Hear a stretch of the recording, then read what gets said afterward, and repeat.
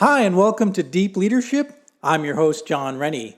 Today on the podcast, we're going to explore the topic of leadership balance and look at what happens when we act in the extremes.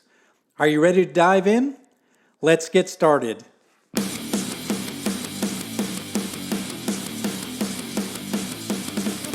Welcome to Deep Leadership.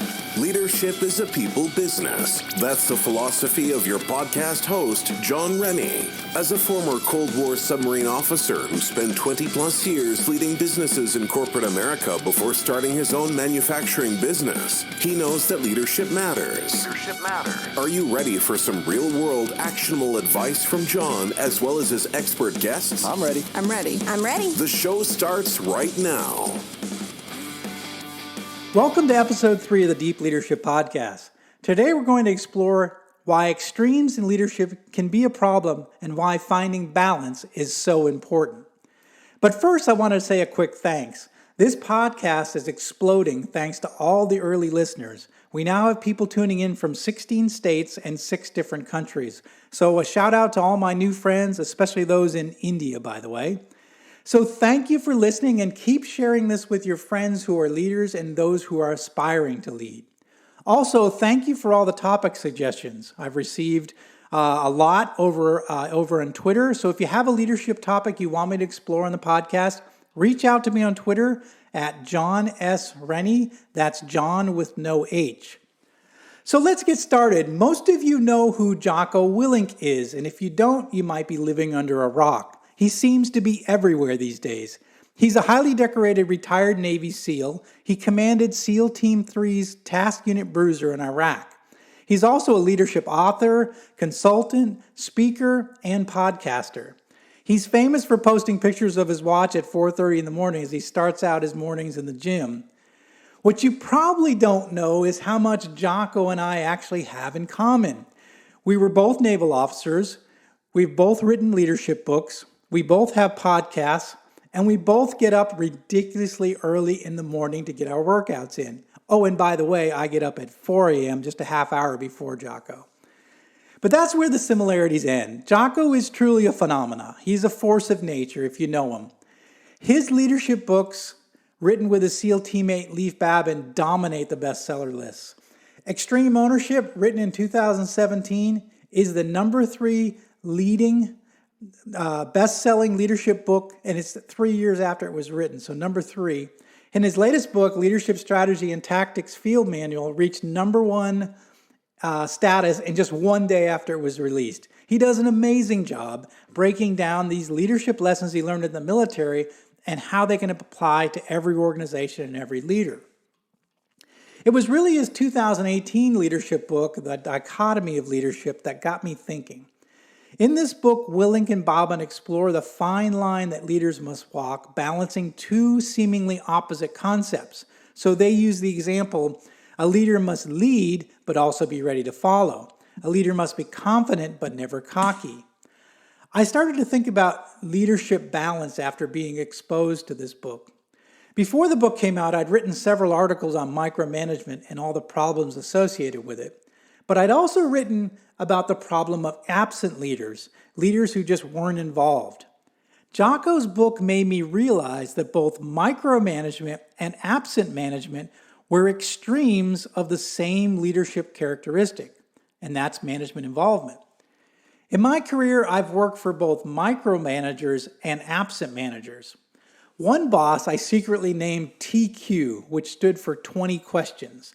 The reason I called him that is every time we met to review the progress of the business I was running, he would ask me at least 20 questions about everything I was working on. He micromanaged every aspect of my responsibility, and I hated it. It felt like he didn't trust me. He didn't trust my decisions. He was way too involved. On the other hand, I had a different boss who was completely disengaged. I rarely heard from him unless something went wrong. He never visited my location, never met with my team. He was completely aloof and disconnected. He had no idea about the daily challenges and successes of our operation. It felt like he didn't care and that our team wasn't important to the company. Both leaders had taken their level of involvement to an extreme. One was way too much and one was way too little. And in each situation, it led to my frustration. So there's the challenge of leadership, finding the right balance. And the thing is, the quest for balance doesn't just relate to leadership involvement either. It permeates every aspect of managing people. Let's think about these other leadership dimensions. If a leader is too emotional, there is unnecessary drama in the office. But if a leader is emotionless, the organization feels cold and callous. If a leader is too optimistic, the company is overly aggressive and misses targets. But if a leader is too pessimistic, the organization never pushes to new levels of performance. If a leader is too aggressive, the company might cut corners, take too many risks. But if a leader is overcautious, the company misses out on opportunities because of a fear of failure. How about this one? This is interesting. If a leader is too nice, right? Poor performers are rarely disciplined. People try to take advantage of that person. But if a leader is cruel and mean, a toxic environment can exist, which affects overall morale. This one is interesting. You would think this is straightforward, but what if a leader is too knowledgeable, right? They know too much about the business. Well, in my experience, I found leaders who are too knowledgeable, the people depend on them for all the answers. Everyone goes to them for the answers. But then on the other side of it, if a leader doesn't have enough knowledge, it's not familiar with the products or the company or the business or the competitors, there's a lack of respect. So finding leadership balance is critical.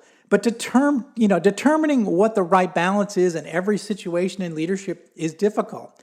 It requires self-awareness. You have to have a willingness to listen to constructive feedback. We have to have an empathetic ear to listen to our employees' concerns. We need to be sensitive to where we might be acting in an extreme manner. So Jocko explains that just as discipline and freedom are opposing forces that must be balanced, leadership requires finding equilibrium in the dichotomy of many seemingly contradictory qualities between one extreme and the other. Finding the right leadership balance is one of the many challenges of leadership, and you need to be aware of extreme behaviors which can end up leading to organizational problems. Don't be that leader that micromanages his team, but don't be that leader that is disengaged either. Both extremes will frustrate your team. Find a balance that works for you, and you'll be a more effective leader.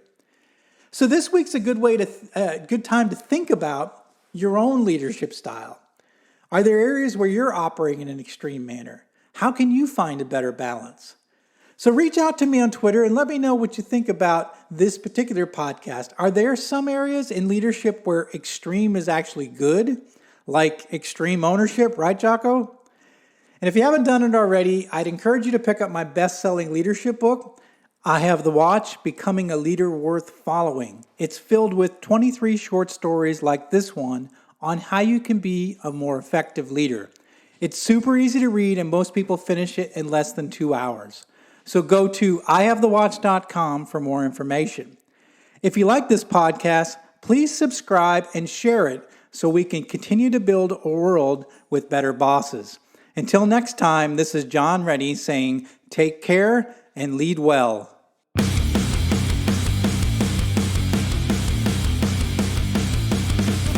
Thank you for listening to Deep Leadership. Thank you. Thank you. Thank you, thank you, thank you for all you do. We hope you enjoyed today's episode.